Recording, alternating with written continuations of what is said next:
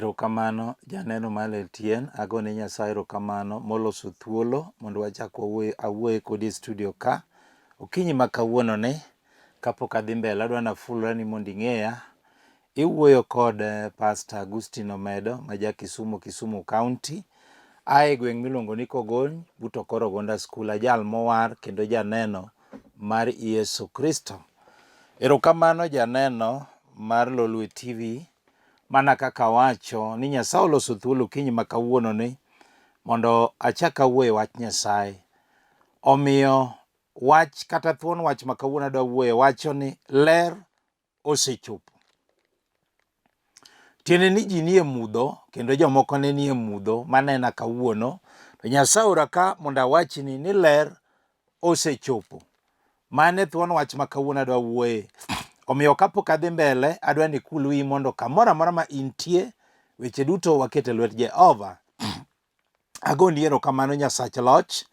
Akawo janeno ni akete lweti imiye winjo matut mondo Injili madhi yalo kata weche madhi puonjo olok ngimane kendo timne dwaro mar dhood chunye. Alamo ka an gi yie ni isemiye winjo matut e nying Yesu ma jawar.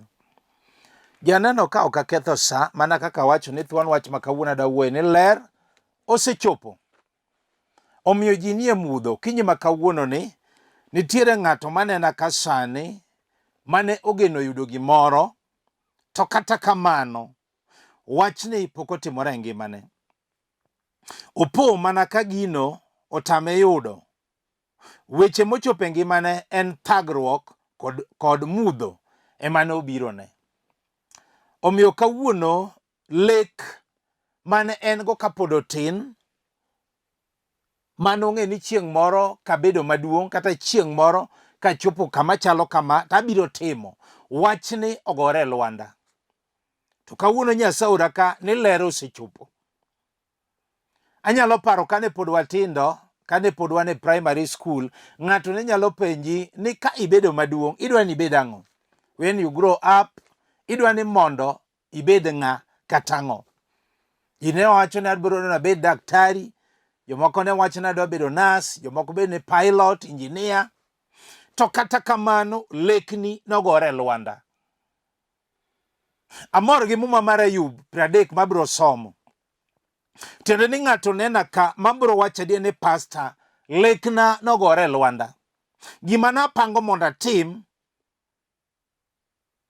pok atimo kata otimorena.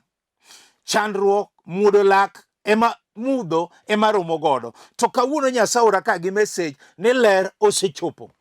Omiyo adwa ni kan thuoli matin mondo weche duto wabiro kete lwet Jehova.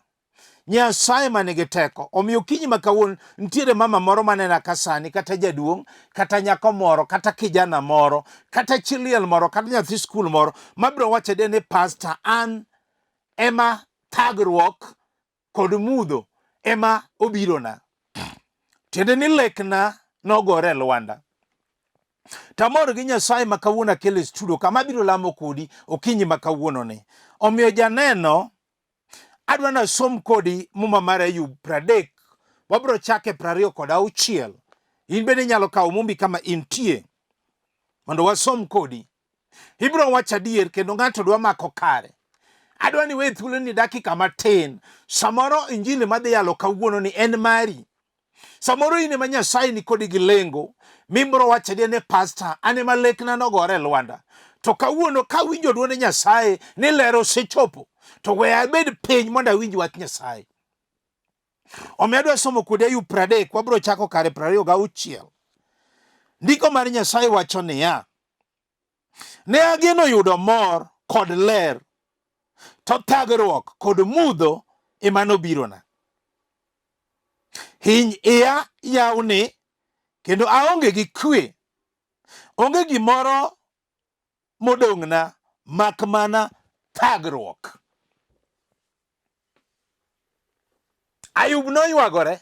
Samoro in Ayub mawuoyogo kawuono. Owacho niya, ne ageno yudo mor kod ler to thagruok kod mudho ema nobirona. To kawuono ler osechopo.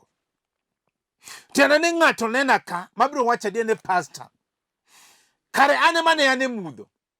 kod thagruok. To kawuono ler osechopo. Samoro ng'ato nogeno yudo tich, to po ka tijno otame yudo. Samoro ng'ato nena ka manogeno yudo chang, to opo ka chang notamore. Tuo siko ka medore ameda.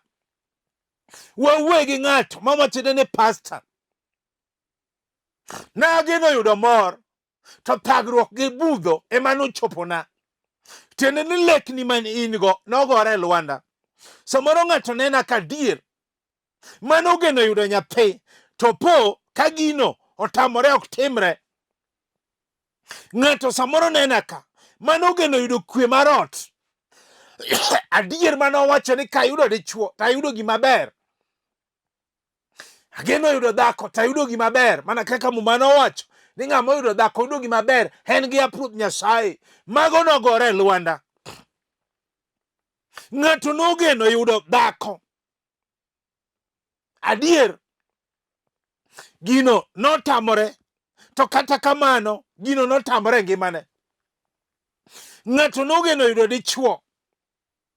Ne en nyarwe gima ber mowacho adier. Na pango mana mondo miyo kenda. Wachni nopo kogore lwanda. Ng'ato nogeno yudo hala, kata timo hala, to po ka gino otamore timore ngimane.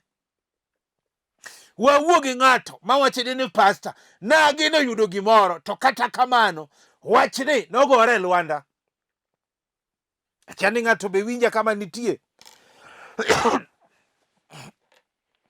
Ng'ato nogeno yudo ot mondo bed go maber, mondo gedi, to kata kamano wachno nopo kotamore ok timre ngimane.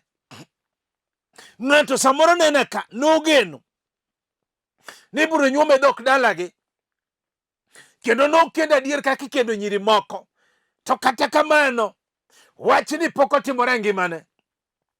Ng'ato nogeno nyuomo chiege, mowacho adier ni an ka kendo masebedo gi dhako manyuolo kata nyathi achiel, tabiro nyuomo chiegani. Wechegi norumo moruchore te.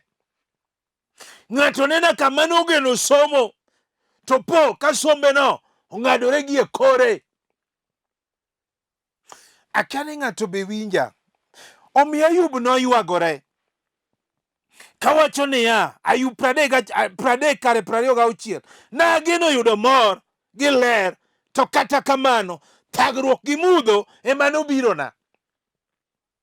To kawuono ler osechopo, nikech Nyasaye ora ka gi message ni mondo awachni ni kata nigeno yudo gima ne dwaro to tamore, to kawuono ler mar Nyasaye osechopo.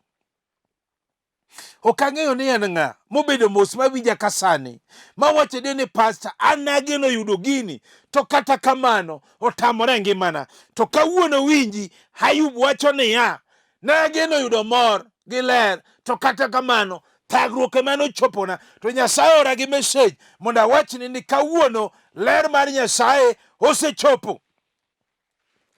Akani ng'ato be winja kama nitie, nikech abiro lamo kodi Nyasaye no. To ka wasomo kodi Muma mar 2, Isaya ochike wang'e, wacho niya, to ndalo biro ma piny ma yande neno chandruok nobed gi mor. Mana kamano Isaya ochiko to wacho niya, to ndalo biro ma piny ma yande neno thagruok nobed gi mor. Tiende ni ndalo osechopo. Hada wuoyo gi ng'ato mawacho ni pastor, ne an e thagruok, to Muma wacho niya, Isaya ochiko, ndalo biro kendo semana chopo ma piny ma yande neno chandruok nobed gi mor. Tiende ni ler mar Nyasaye osechopo. Akani ng'ama obedo mos mama moro ka winja sani, samoro en jaduong' moro, nyako moro, kijana moro, chiliel moro, nyathi skul moro mawacho ni pastor, kawuono awinjo wach Nyasaye. Kar Isaya noneno wachni ni ndalo biro kendo osechopo, piny ma yande neno chandruok, ng'at ma yande neno chandruok, dala ma yande neno chandruok nobed gi mor. Akani en wachni, akani en dalani, akani en odni, akani en ngimani, nikech ng'ato nena ka adier mosetuo ndalo mathoth, idhemo thiedhe to ok ochangi, osedhi osiptende matindo gi madongo, lokruok onge. Samoro en gi tuo mar pressure, samoro en wich bar, samoro en ndulume, samoro en sukari, samoro en tuo mar TB kata kansa, samoro en maringe remo kata ringe chogo. Wachni ngimane omiyo wachni nyalo bedo chandruogi. To moro gi muma mar Isaya mawacho niya, ndalo biro kendo semana chopo, piny mayande neno chandruok, kata dala mayande neno chandruok, kata ng'at mayande neno chandruok, nobed gi mor. Ruoth osechangi kawuono. Awuoyo gi ng'at mawachone ni pastor, karani mane chandruok mar tuo, to kata kamano Nyasaye osechangi kawuono. Mama moro nobiro ira ng'isa ni pastor, adier kata kaka iwuoyo ni, ji wacho ga nayalo ng'ato to an ok ayal ng'ato. Nowacho ni pastor, asetuo higni 5, to kendo tuo ni pimo to ok yudi. Asebedo gi chandruok, amuonyo yath, lokruok onge. To sama nonena kayalo Lolwe TV kama, tangiso ji ni kaw nambana, nokaw nambana, nalamo nomanya, tangiso ni Nyasaye nyalo. Ang'ise nondikie mo mar Isaya 38 ma ok adwa somo ka. Jal moro maniluongo ni Hezekia notuo kendo nohewore. Ma malaika okelo wach ni mondo oket house na in order. Nyasaye wacho nobiro tho kobi kwo. To sama Hezekia nowinjo wachne, nolokore mong'iyo korot, mowuoyo gi Nyasach polo. Nyasaye ma jachang nomedo Hezekia ndalo. Sama ne alamo gi mamani, Nyasaye nochange instant miracle. Agwuoyo gi ng'at mawacho ni pastor, an mana aneno chandruok, kendo ne an e mudho, mana kaka Ayub noywagore cha. An e Ayub aywak, to kata kamano awinjo Isaya kaka wuoyo ni ndalo biro kendo osechopo ma piny mayande neno chandruok nobed gi mor. Kata kawuono ayudo morna. Akia ni ng'ato be winja. Ng'ato nena kadier mosemanyo tich ndalo mathoth ok oyudi. Eni ng'ise ni kuja kesho, ing'ise na kuna kazi, osetimo application mathoth, papers ne opong' officers, duoko bende onge. Samoro nosomo en gi degree, samoro en gi masters, gigi nogore Lwanda. Winji, ma nyalo bedo chandruogi.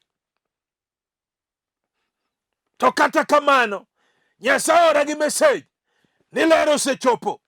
Omiyo chieng' moro aparo kijana moro bende kobiro ira, ong'isa ni pastor, higni 5 nyaka natie college, asemanyo tich, mamanyo tich olokore tich, tinde geno na norumo, jachien okete tich mane ok asomo, weche na tek kode, nokawo namba ne Lolwe. Tang'ise ni winjo kijana, ka in e piny Nairobi ka, kaw namba na mondo imanya. Sama nomanya, nang'ise ni winjo, ondikie Jeremiah 29:11 ni Nyasaye opango na mpango maber, ok mpango marach. Sama nwalamo kode jakondo mula, Nyasaye mane gi duoko, tich noyudore. Kata kawuono ng'at ma winja sani, nikech Isaya 9 kare wacho niya, ndalo biro kendo osechopo ma piny mayande neno chandruok, dala mayande neno chandruok, ng'at mayande neno chandruok, nobed gi mor. Ruoth osekelo tich kawuono kendo Ler Osechopo. Akia ni ng'ato be winja kama nitie ma wacho adier ni pastor, an ema ywagora kaka Ayub, ne ok anindo otieno, weche tek koda, mtoka go ol to kawinji, akia gima timore kit ngimana. To kawuono ka Nyasaye ori gi message ni Ler Osechopo, kawuono adwa nanene. Ng'ato nena ka sani mosemanyo nyathi ndalo mathoth to ok oyudi, osemadho yath, lokruok onge, osedhi osiptende matindo gi madongo, oneno nyaka gynecologist, wechegi nogore Lwanda. Kata okinyi sani nitie manie bwo tanda, hii mondo madho gokinyi, lokruok onge. Samoro inena ka dier imako ich maber to wuok gi dweche 3, gima gologi bende kia. Daktari nowacho ni growth emo manitingo ti neno nyaka gynecologist nosetimoni operation mogolo growth pok iting'o weche gi teke ngimani. Iwinjo Nyasaye ora ka ma nyalo bedo chandruogi. Mama moro chieng' moro biro ira timona no ne pastor an kaminena ka he osewuok 7 times pok ating'o nyathi mageno noserumo. To nang'ise niya, iwinjo nitie Nyasaye manyalo gima dhano ok nyal. Nyasaye manyalo. Nang'ise niya manya. To sama nomanya ang'ise nondike Mariko 5:25. Mama moro mane osechwer kuom rigni 25 pekni gi luogni mane osiepe mama ni ne nyalo bedo waonge. To nowinjo umb Yesu to nowacho niya, adwa kawo kawa yie kende, ok adwa timo neno, adwa kawo yie kende. Ang'eni kamako lak riaw Yesu to remo mosechwer kuom higani biro chuke nying Yesu. Sama ne alamo kode Nyasaye, duoko noyudore monyuolo nyathi mar 8 mane osemanyo ndalo mathoth. Nikech Isaya ondiko wacho niya, Isaya 9:1 wacho niya, ndalo biro kendo osechopo ma piny ma yande neno chandruok, ot ma yande neno chandruok, dala ma yande neno chandruok, ng'at ma yande neno chandruok nobed gi mor. Winji, Ruoth osekelo nyathi kendo ler osechopo. Akia ni ng'ato be winja mawacho dene pastor. Awinjo teko Nyasaye. Ler kar osechopo. Ng'ato nena ka dier mosemanyo dichuo makende gigi nogore Lwanda tino limo wede mathoth kata ng'at mapinje nyinge onge maketho ne sa kende moromogo okia gima timore kit ngimane. Samoro adier nyaka mnyiminene maluwe nosetedo te okia gima time. Kata sani kamonena opago ode kende, opago kapango, en kod nyithinde. Owacho niya, anyalo dak makata dichuo onge. Ondik kanyo ni muma nowacho. To kawuono awinjo ka Nyasaye biro timo. Iwinjo Nyasaye manigi teko biro duoko. Samoro adier tich to in go to ni dichuo midak go tamore. Akia ni ng'ato be winja. Samoro neno kinyono higni 40 iwacho ni panto kanyal kenda. Ng'ama wacho to age is just a number. Ma nyalo bedo chandruogi. Nyako moro nobiro ira. Ung'isa ni pasa yie teminenda. En gi higni 25 to setedo ndalo 5. Nyako ma higni 25 to setedo 5 times. Akia ni nochako tedo ka en ja higni adi. Jachien odagi ni ok onyal dak gi dichuo. Sama olamanya tang'ise ni winjo nyako. Ondike Zaburi 107 kar 4 ni jowo moko nobaye ba e thim ne ok ginyalo yudo mier ma ginyalo dakie. Kech nokayogi, mariyo noloyogi, migeno mane gin go orumo. To kane gin e chandruok kamano, ne giywak ne Nyasaye mokonyogi mi ogologi e chandruok gino. Ne otelo negi e yo mochikore tir nyaka ne gichopo e dala ma ginyalo dakie. Seche ma wuoye kodi ni en gi dichuo kendo en gi ode. Isaya bende nowacho ni ndalo biro kendo osechopo. Piny ma yande neno chandruok, ot ma yande neno chandruok, ng'at ma yande neno chandruok nobed gi mor.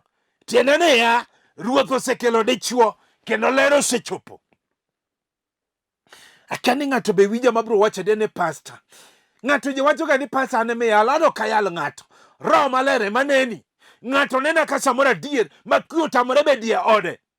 Adier osemanyo ok oyudore. Hera norumo. Ji luongore gi nyinge le. Okia gima timore kit ngimane. Samoro adier jachien nogole e ode nikech kwe otamore. Okete koro tiyo tich ot. Okawacho ni tij ot rach. Opidho go nyithinde. Samoro itero nyithindo dalau. Mama uwe mang'iyou. Mang'iyogi. Iloko mamau japidi. To seti. Weche gi lite kit ngimani. Samoro itiyo tij ot kanyo. Iluonge ni anti. He ot makato kin watne. Weche gi nyalo bedo malit kodi. Samoro be itiyo tij ot. Titiyo ne mbas nyari. Emondiki. Weche gi nyalo bedo malit. Nikech kwe notamore ot. Akia ni ng'ato be winja. Ma nyalo bedo chandruogi. To Isaya ochiko kara auchiel kara achiel wacho niya, ndalo biro kendo semana chopo, hot mayande neno chandruok, ng'at mayande neno chandruok, dala mayande neno chandruok, nobed gi mor. Ruoth osetimo kendo kwe midwaro ni Nyasaye dhi duoki e odi. Akia ni ng'ato be winja mawacho ni pastor, awinjo duond Nyasaye nikech ler osechopo. Mane message ma Nyasaye orago ka. Samoro en mari. Samoro ineno kama ibetiane. Aneno ka pi wang'i chwer kendo go kala kala. Iwacho ni pastor, weche gi litna, ne ok anindo otieno. To kawuono awinjo ka Nyasaye owacho ni ler osechopo. Ne in e mudho to ler osechopo. Samoro adieri nena ka ipango mondo mi kendi, weche gi gore lwanda. Samoro chunyi chida chida, ikia gima timore kit ngimani. Samoro ikendo to mon weyi aweya, to be ok uchwanyru.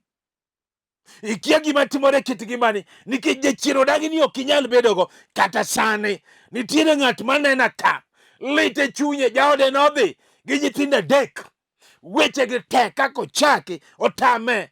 Ma nyalo bedo chandruogi.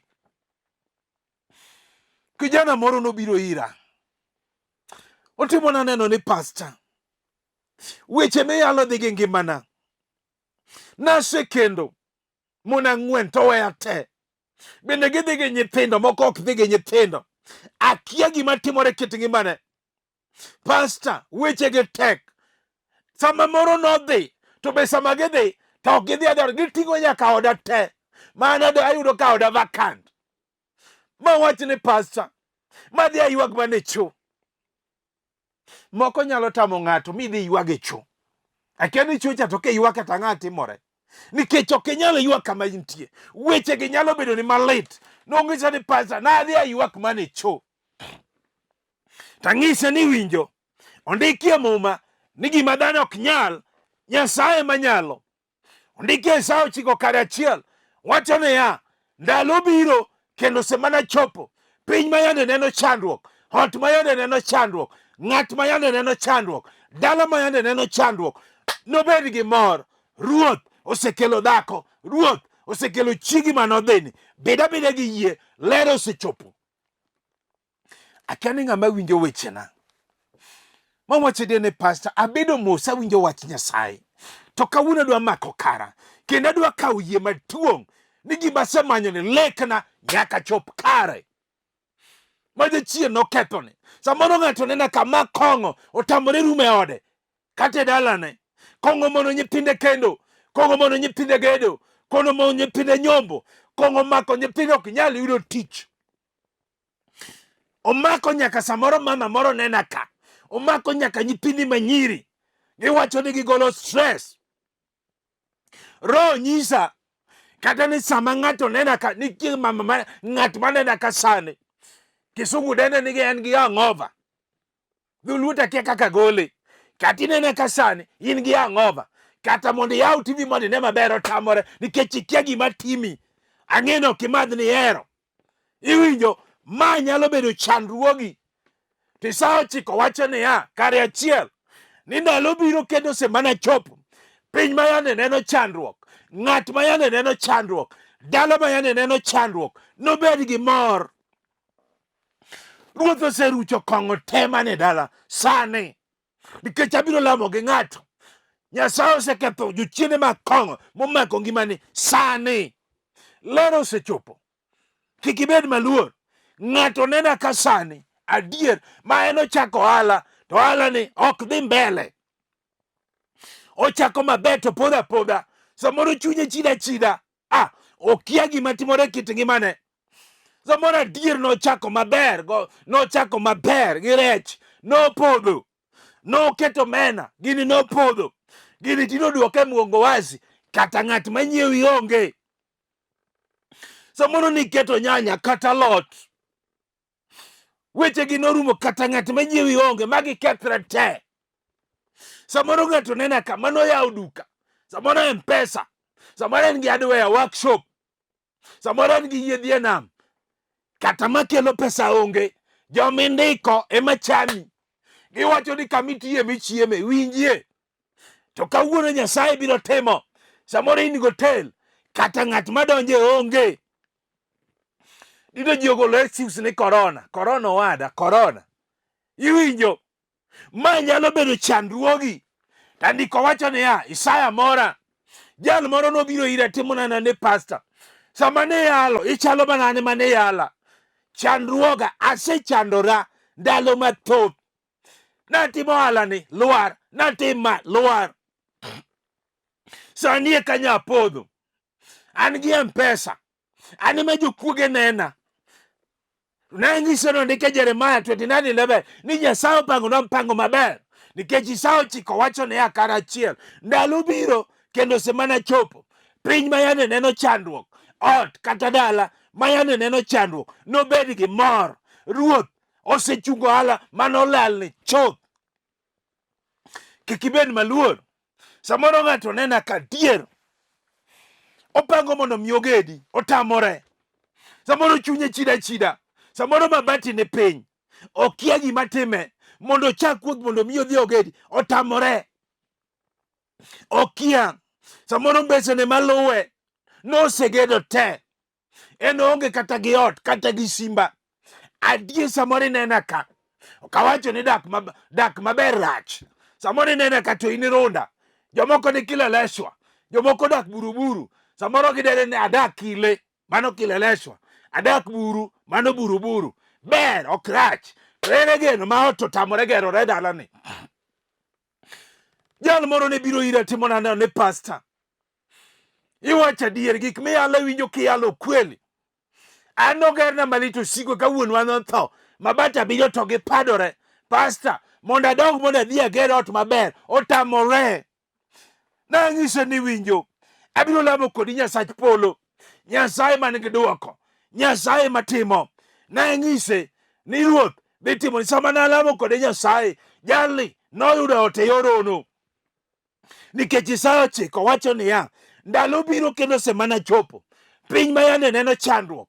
Ot ma yande neno chandruok. Dala ma yande neno chandruok. Ng'at ma yande neno chandruok. Nobed mamor. Nobed gi mor. Ruoth osekelo ot. Ng'ato nena ka sani. Adier mopango mondo mi onyuom chiege. Otamore. Adier opango mondo dhi onyombi. Otamore. Nyaka jolupne nosenyuom dhok. Te en podi. Samoro nena ka ipango mondo inyuom chiegi. Weche gi ruma. Iwinjo. Isaya ochiko wacho niya, ndalo biro kendo semana chopo. Piny ma yande neno chandruok. Nobed gi mor. Bed gi yie ni ruoth igani idhi nyuomi dhok. Ng'ato nena ka sani adier. Chiliel moro manoma mwandune te. Geno rumo kamogedi onge. Weche gi lite ngimane. To kawuono Ler Osechopo. Ng'ato nena ka adier. Tho maneke dala. Higa ka higa giiko. Chandruok gi muodo lak.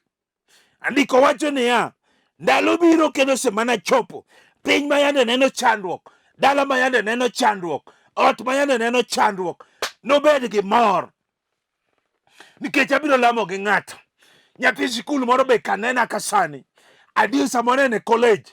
Nopango mondo mi otiek skul otamore. Samoro tuo moro gore ngimane. Otame ni ok onyal tieko. Samoro fi otame. Okia gima ae. To kawuono andiko wacho niya, Isaya ochiko wacho niya, ndalo biro kendo semana chopo. Piny ma yande neno chandruok. Ot ma yande neno chandruok. Ng'at ma yande neno chandruok. Nobed gi mor. Awinjo kadwa lamo gi ng'ato. Mawinjo kosemako kare. Mawacho ne pastor. Isaya ochiko tieka. Owacho niya, ndalo osechopo. Kare kawuono en odiochienga. Nikech adwa lamo gi ng'ato.